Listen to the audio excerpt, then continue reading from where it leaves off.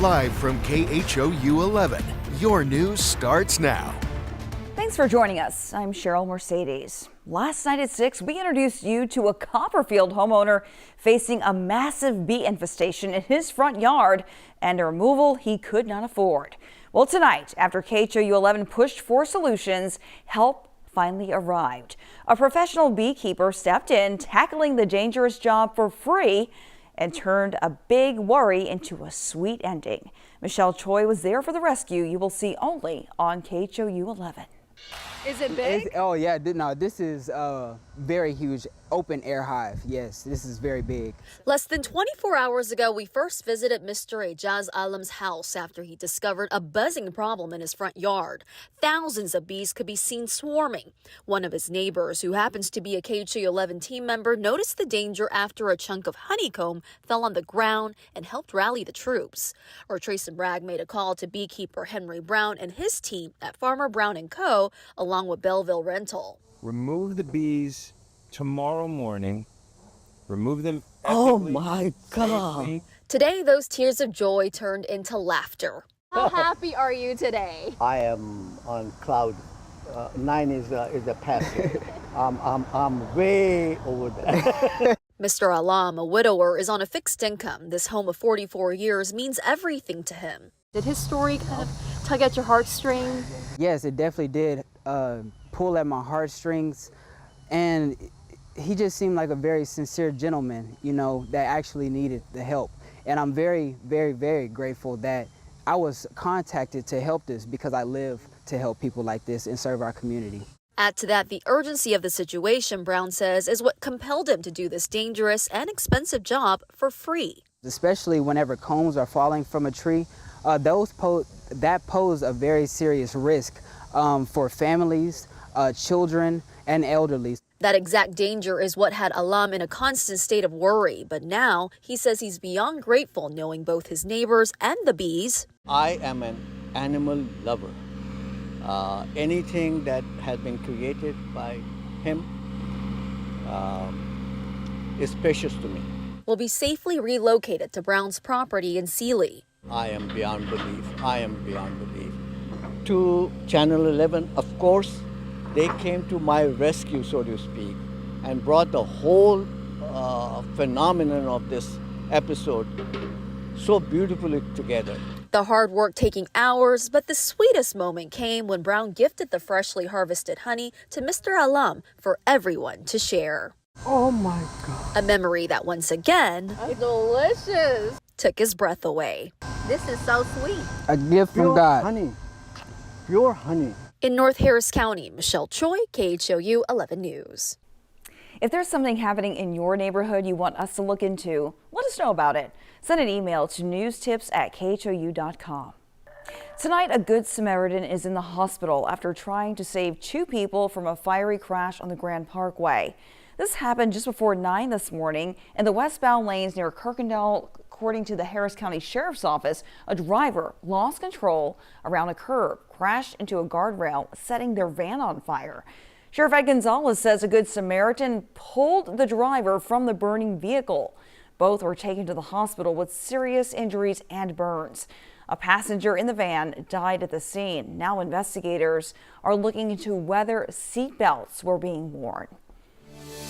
A car break-in in Northeast Houston ended in gunfire, and one of the suspects is in the hospital. It happened just after midnight at a home on Woodland Road south of Tidwell. Houston police say the homeowner was inside when he saw 2 men trying to break into his car. He went outside and reportedly opened fire, hitting one of them. The suspect was taken to the hospital and is expected to survive. Investigators say both of the suspects will be charged. The DA's office did accept charges on the suspects that were breaking into the vehicle for BMV, and they declined charges on the homeowner as he was protecting his property. New here at 6, Lamarck residents will see a property tax hike after city leaders approved a new rate to address a financial crisis. We've been following this for weeks, ever since the interim city manager revealed reserves had dropped to nearly $1.2 million, far below the $5 million target. Thursday night, the City Council approved the 2025-26 budget with a 39-cent tax rate, including a 2-cent increase. So if you're a homeowner, that means you'll pay about $10 more per year for every $50,000 you have in property value. So a home value at $150,000 would see an annual increase of about $30. The city said in a statement, this increase will help the city to secure and repay short-term loans, ensuring we have the cash flow necessary to pay our bills, help maintain our credit worthiness, continue daily operations, and most importantly, preserve all current city employees, end quote. No layoffs are expected and essential services will continue without interruption. Now to a developing story in Arizona. At least 4 people have died after heavy rain caused serious flooding there. This morning, a body was found near a vehicle caught in the water in the suburbs of Phoenix. A man about an hour east of Phoenix said he took this video just before forcing the door closed against fast wind. At least 3 people were killed in extreme flooding in the nearby town of Globe.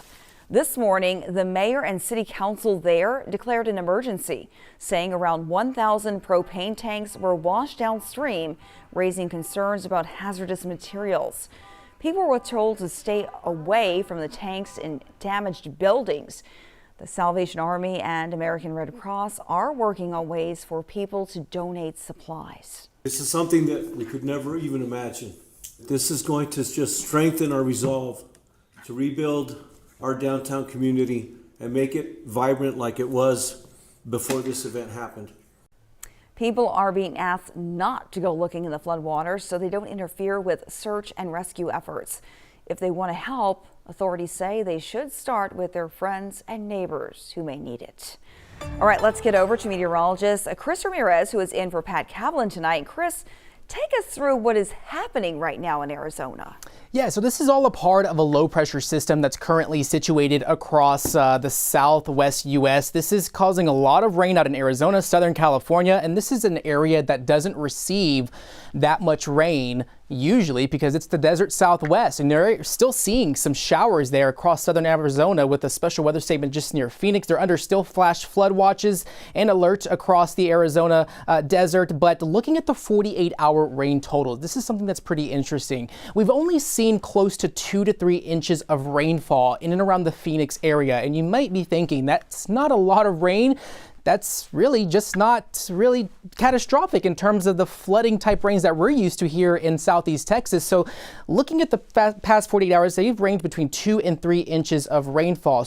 But it's the desert. Usually during the desert, you have dry, compacted soil, and so the ground cannot absorb that water quickly as it could here across the Houston area. So 2 to 3 inches of rain could cause flash flooding really quickly. That could sweep away cars as well as large objects, and it's very fast moving in terms of that desert flooding. So water is also funneled into low-lying areas, creating raging floods and rivers, especially as they deal with that type of situation out in the desert southwest. They're not used to that much rain, and that's why they're looking at all that catastrophic damage. But for us here, a very quiet outlook, quiet conditions, perfect conditions here across southeast Texas. Highs in the lower 90s. Right now it's 87 degrees, 87 out at Hobby Airport. Dew points are also pretty dry as well. So as far as this evening, we're going to see those temps drop into the upper 70s, mostly clear and comfortable. You're going to have a good time, especially the comfortable feeling and the lack of the muggy conditions that we've all been suffering through all summer. And so as we head into tomorrow morning, we're once again going to start out in the 60s. So it's going to feel comfortable, feeling a bit like fall, not enough for jacket weather,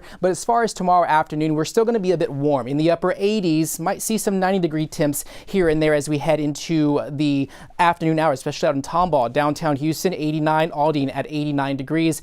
Areas along the coast expected to remain in the upper 80s. We also have to keep an eye on how dry it is. Very dry air in place. Dew points are in the 50s. And that's going to give us a fire weather risk, especially as we head into the next 2 to 3 days. So the Texas A&M Forest Service forecast for tomorrow, you see those tan colors out in our outlying areas. Huntsville, just north of Montgomery County, you have the Piney Woods region. They're going to be under high risk for fire danger. So if you are burning outdoors, It might be perfect weather to do those outdoor barbecues. Be extra cautious with that because our vegetation is going to be pretty dry and the atmospheric conditions are going to be pretty dry as well, and that could start some fires. As far as the next few days, we have high pressure system in place, and this is just going to continue to bring us a quiet stretch of weather, sunny and cool mornings to last at least through the next few days. It's not going to be at least until the end of next week is when we're going to start feeling the return of those muggy conditions. That's when those dew points are going to start ramping up into the upper 60s, low 70s heading into the end of the week. And so that could bring a few isolated coastal showers for the end of our week. As far as the tropics, we're tracking lots of activity out in the Atlantic basin. We have Humberto, which is a major Category 5 hurricane. You also have potential tropical cyclone 9. It has not taken on the name Imelda yet. We're waiting on that, of course, in the next 24 hours. As we look at the track of Humberto, right now it is a Category 5 with 160 mile-an-hour winds. That is a very powerful hurricane, moving west-northwest at 10 miles an hour, pressures at 925 millibars. This system is expected to remain over the Atlantic, might near the island of Bermuda, but this is not going to pose a threat to the U.S. as it continues its track off to the northeast. Also, we're looking at the potential tropical cyclone 9 that could take on the name Imelda as we head into the next 2 to 3 days. As we look at that forecast track, there is still some uncertainty regarding this. The latest track has the center of that storm edging a little close for comfort along the eastern coast of Florida. It's still going to be a tropical storm. The reason being is because we have a lot of islands in that vicinity. You have the Bahamas, Key West, and all of those islands that are just off the Florida coast that are really going to keep that storm a bit weak. But once it gets over open water, that's when we could expect it to strengthen into a Category 1 hurricane, sticking just off the coast of Charleston and South and North Carolina. There's still some uncertainty regarding this system and whether or not it's going to push inland or stay over open water. There's going to be several factors involved. There's also going to be a slow-moving frontal system that's going to cause it to stall a bit. So that kind of brings some concern for our folks and our neighbors out on the East Coast. They need to be watching that system pretty closely. So once we get that next name on the list, the next name will be Imelda. We still have Jerry, Karen, Lorenzo, Melissa, and Nestor. Imelda is familiar with us here across Southeast Texas. We had Tropical Storm Imelda that made landfall back in 2019. They did not retire that name, but it did cause some catastrophic flooding for areas just east of Houston. So as we look at those temperatures for the outlook for the next few days, especially as we ring in October, temps are expected to remain above normal. So highs are going to be in the lower 90s. Usually we see highs around 89 degrees for this time of year, but looking at the next 7 days, we are expecting mostly sunny skies and quiet conditions, especially as we head into Monday and Tuesday. We'll see the return of that humidity, but we are able to enjoy the dry conditions and the comfortable feeling weather, especially as those morning lows are going to be in the upper 60s. Might see a bit more cloud cover for Thursday and the return of the humidity once again back in the forecast as we head into Friday. Cheryl? All right. Thank you, Chris. New here at 6, the president announced today he's sending federal troops to Portland, Oregon, a city he's described as war-ravaged. But Oregon officials say the troops are not welcome. Willie James Inman has those details. President Trump on Saturday ordered the deployment of troops to Portland, Oregon, a city he called war-ravaged. In a post on Truth Social, the president said he's directed Secretary of War Pete Hegseth to provide all necessary troops to protect Portland and its ICE facilities. The president's post comes 3 days after a gunman opened fire on an ICE facility in Dallas, killing one and critically injuring 2 others, and after a series of anti-ICE protests in Portland. In a social media post responding to the president's announcement, Oregon Senator Ron Wyden said, quote, "My message to Donald Trump is this: we don't need you here. Stay the hell out of our city." The president's plan for Portland comes as Memphis, Tennessee prepares for a National Guard troop deployment on Monday as part of the president's crackdown on crime.